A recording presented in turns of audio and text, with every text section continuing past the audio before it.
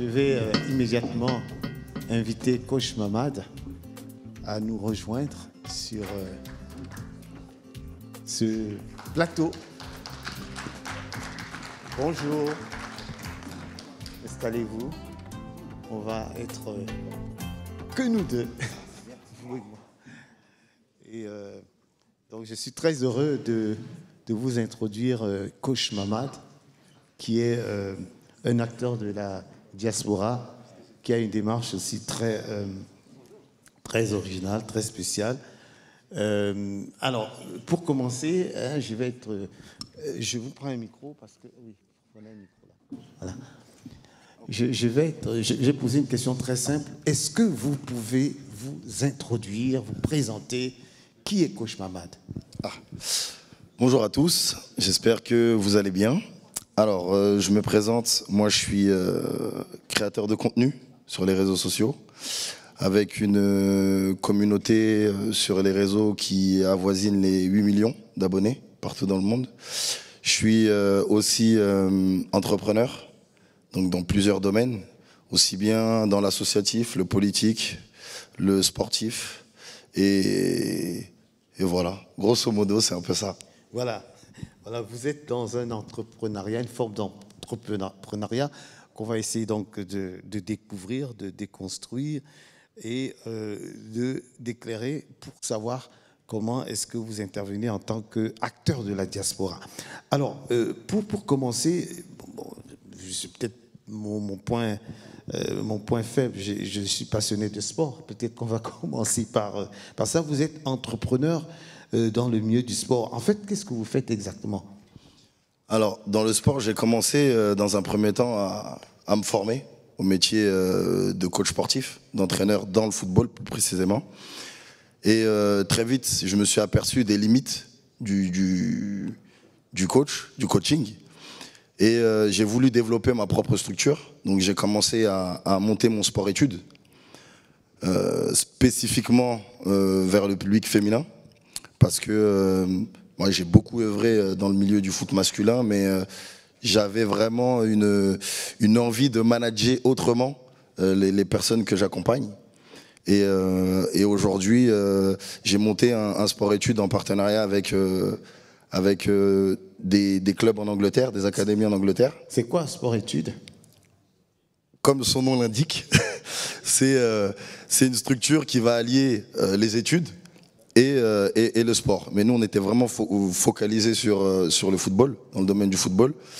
Et à la suite de ça, j'ai voulu développer encore plus et créer un centre de formation qui allait justement travailler aussi bien sur le plan A, notamment le souhait de beaucoup de jeunes joueurs et jeunes joueuses de devenir footballeuses et footballeurs professionnels, mais aussi de les accompagner à retomber sur leurs pieds, de les accompagner dans les métiers qui gravitent tout autour du football. Donc ça passe par le journaliste sportif, par le community manager, par le préparateur physique, le nutritionniste, etc., etc. Oui. Alors, je suis assez impressionné d'apprendre que vous avez 8 millions de followers. 8 millions de followers dans les réseaux sociaux. Dans quels réseaux sociaux? Comment expliquez-vous cette attractivité que vous... et j'imagine, parce que je suis un peu dans la confidence, votre épouse avait développé dans ce secteur. Et c'est quoi exactement cette activité? Vous êtes peut-être influenceur, ou bien en tout cas, vous agissez dans les réseaux sociaux. Alors l'histoire, elle a commencé très simplement pendant le confinement qui nous a un petit peu tous impactés. Donc ma femme, elle a décidé d'entreprendre, tout simplement, de mettre une vidéo sur les réseaux sociaux. Et puis c'est devenu assez viral. Et tout à l'heure, il y a un intervenant qui disait qu'il avait du mal au tout début à se positionner parce qu'il ne pouvait pas être humoriste et en même temps faire du business. Et moi, en l'occurrence, c'est tombé à un moment où je venais tout juste d'être élu municipal en tant que maire adjoint à la jeunesse, à l'insertion et à l'emploi dans ma ville. Et je suis passé d'un statut à un autre. Et j'avoue qu'au début, j'avais beaucoup de difficultés à joindre les deux bouts. Mais en vrai, j'ai fait un gros travail sur moi-même. Et en fait, c'est que bénéfique en fait d'avoir justement plusieurs casquettes. Et aujourd'hui, comme je disais tout à l'heure en discutant avec certains entrepreneurs que j'ai pu rencontrer, c'est une force parce que ça me permet de pouvoir justement aller là où j'ai envie d'aller, mais surtout d'impacter et d'accompagner pas mal de personnes qui veulent aussi passer à l'étape supérieure. Oui, mais alors comment vous vous servez, à quoi vous servent les réseaux sociaux? Quand on a 8 millions de followers, bon, on peut impacter sur le plan politique, sur le plan économique, sur le plan des affaires. Vous, quel est votre focus? Mon focus, c'est la jeunesse. La jeunesse, les quartiers, et plus précisément la jeunesse d'origine africaine dans les quartiers. Parce qu'aujourd'hui, nous, on a pas mal de difficultés. C'est qu'on n'a pas beaucoup de réseaux. Le réseau, on doit le créer. Et surtout, on a des croyances limitantes. On se met un plafond de verre et malheureusement, on a beaucoup de mal, la jeunesse a beaucoup de mal à justement casser ce plafond de verre. Moi, je donne un exemple très concret. Moi, quand j'ai entrepris de me présenter en tant que maire dans ma ville. C'est quelle ville? Dans la ville de Cachan, dans le 94. Ça a été très compliqué dans le sens où, mais c'est pas possible, c'est pas pour nous. On ne peut pas, nous, aller dans ce milieu-là, c'est pas fait pour nous. Je dis, bah écoutez, on va y aller. On va y aller et aujourd'hui, ça me permet de faire énormément de réseaux et ça me permet aussi de dire aux jeunes, regardez, c'est possible. Aujourd'hui, on a ouvert la porte. Maintenant, après, c'est à vous de vous saisir de ces opportunités pour pouvoir faire changer les choses. Oui, bon, j'ai toujours un peu de mal à, comment dirais-je, à construire ou décrire votre profil d'entrepreneur. Êtes-vous un entrepreneur politique, un entrepreneur social, un entrepreneur classique? Comment vous-même vous définissez comme entrepreneur? Et puis, donnez-nous un ou deux exemples qui permettent d'avoir une vision un peu plus précise de ce profil. Alors, clairement, je coche toutes les cases. C'est pour ça que je dis entrepreneur, dans le sens large. Et en fonction de mes interlocuteurs, je peux mettre ma casquette. Donc, si demain, je suis amené à parler politique, bien entendu, on va parler politique. Mais mes vrais sujets, c'est le sport, c'est le digital, parce que j'accompagne pas mal de sociétés aujourd'hui à utiliser correctement les réseaux sociaux, et j'accompagne aussi pas mal de jeunes à utiliser correctement les réseaux sociaux.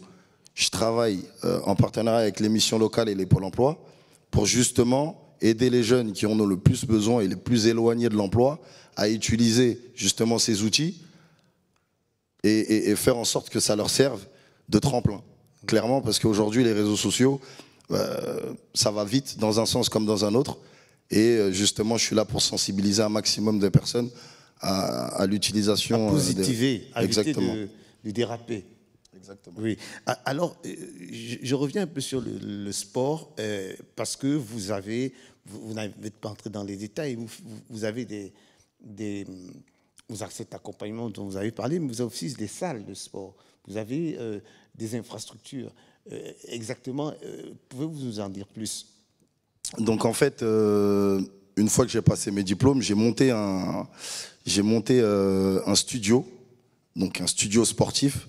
C'est une salle de sport, mais à la différence, c'est que à chaque fois qu'il y a un client qu'on accompagne, il est toujours accompagné d'un coach, aussi bien sur le plan nutritionnel, sur l'aspect mental et sur l'aspect sportif. Donc aujourd'hui, j'ai développé cette structure qui me permet justement de pouvoir continuer à faire ma passion, parce que ma passion, c'est d'accompagner justement les personnes qui ont besoin justement de s'émanciper, de travailler sur eux-mêmes, parce que je pense que la clé dans tout ce qu'on est en train de dire depuis tout à l'heure, c'est l'investissement sur soi-même. Donc là, c'est ma première casquette, entre guillemets, sur le sport. Et ensuite, les autres activités qui me permettent justement de pouvoir donner plus d'impact, parce que c'est grâce aux réseaux sociaux que j'ai pu ouvrir ma salle de sport. Sinon, ça aurait pris beaucoup plus de temps. Attendez, expliquez-moi, grâce aux réseaux sociaux, comment? Vous avez pu lever des fonds ou bien? J'ai pas très bien compris le lien. Alors, moi, j'ai toujours été coach. Oui. Mais du coup, le rêve de tout coach, c'est d'avoir sa salle de sport. Mais entre-temps, j'ai eu une communauté qui m'a facilité et qui m'a permis de pouvoir accélérer le processus, de pouvoir justement faire cette salle de sport-là.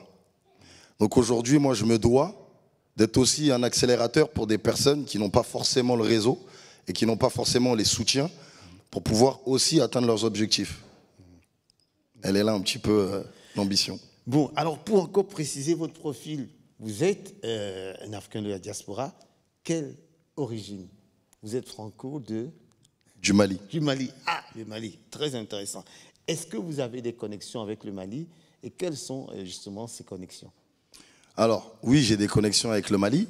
Après, ma première histoire, elle vient de mes parents, donc qui étaient entrepreneurs aussi. Ah oui. Donc quand je dis entrepreneurs, c'est qu'ils ont entrepris de prendre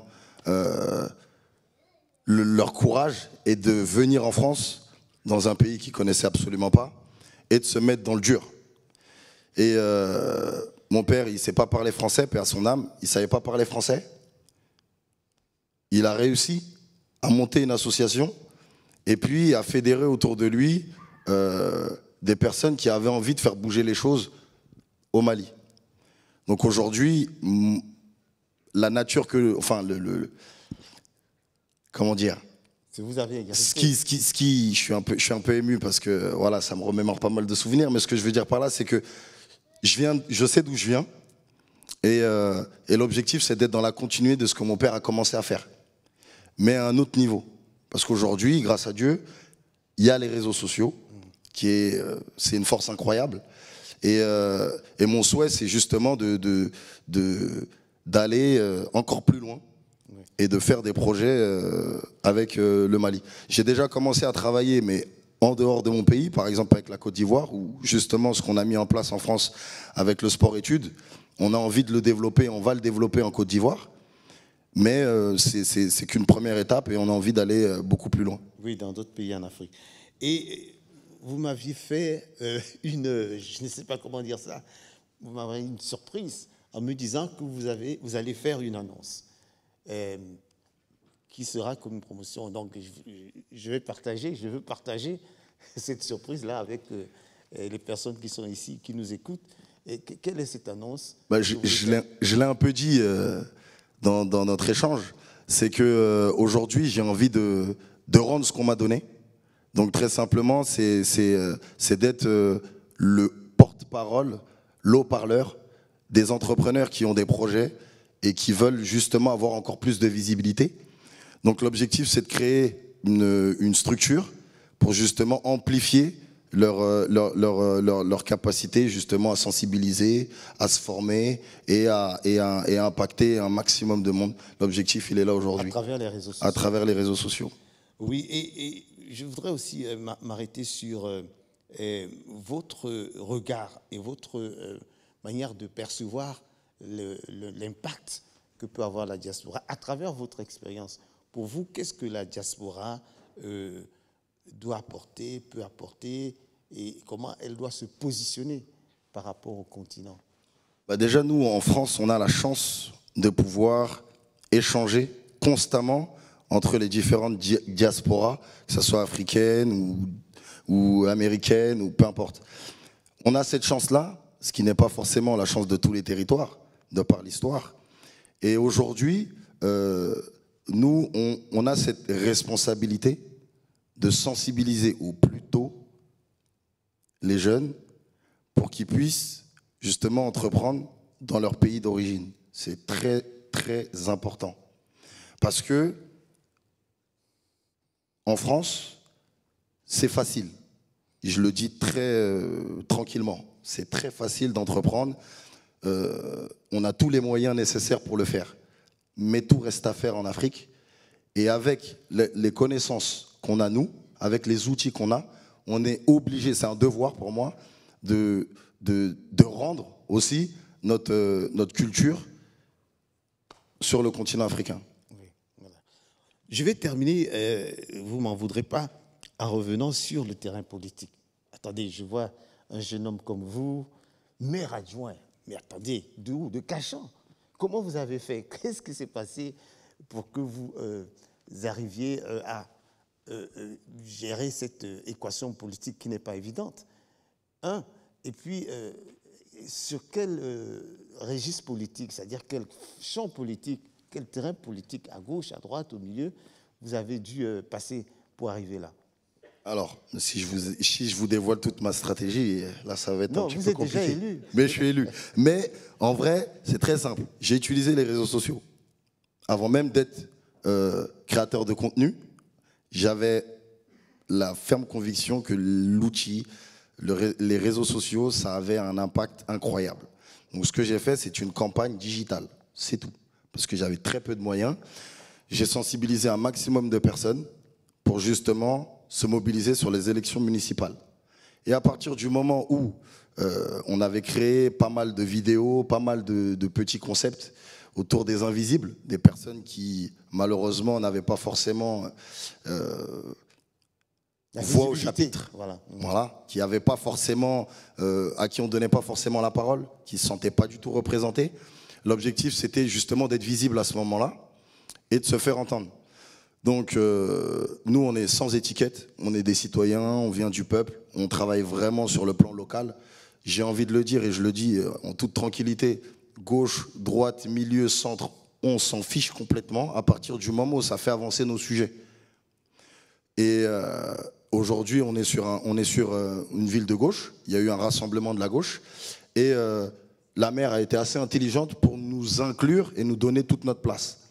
Et aujourd'hui, on continue à mener des sujets très importants, à porter des sujets très importants. Moi, je suis à l'insertion, à la jeunesse, à l'insertion et à l'emploi. Et c'est des sujets qui me tiennent à cœur et justement où on peut être tout de suite dans le concret. Oui. Et concrètement, comme maire adjoint, qu'est-ce que vous avez déjà fait? Qu'est-ce que vous allez faire bouger dans cette aventure-là? Alors, on a fait pas mal de choses, mais le plus significatif, c'est qu'on a monté, on a monté pas mal de choses. Donc, je vais vous donner un exemple, c'est le PRIJ, le projet régional d'insertion jeunesse, où on est le premier en France à avoir expérimenté le dispositif de 16 à 30 ans, avec un vrai focus sur l'accompagnement du public féminin, parce que c'est une vraie problématique sur notre territoire, et où on s'est fixé des objectifs très modestes dans un premier temps, mais avec, encore une fois, l'utilisation des réseaux sociaux, le fait de travailler différemment, le fait d'avoir des personnes qui sont issues des quartiers, qui sont issues justement de la même culture, qui n'hésitent pas à se déplacer à 1h du matin, à 2h du matin, là où les jeunes sont, les plus éloignés des différentes institutions, comme la mission locale, le pôle emploi, etc., on n'hésite pas à y aller, on n'hésite pas à faire ce qu'il faut faire, ce qui doit être fait. Et aujourd'hui, on est très satisfait des résultats. Après, on veut aller encore plus loin, parce qu'il reste pas mal de choses à faire. Et puis voilà. Merci infiniment, Coach Mamad.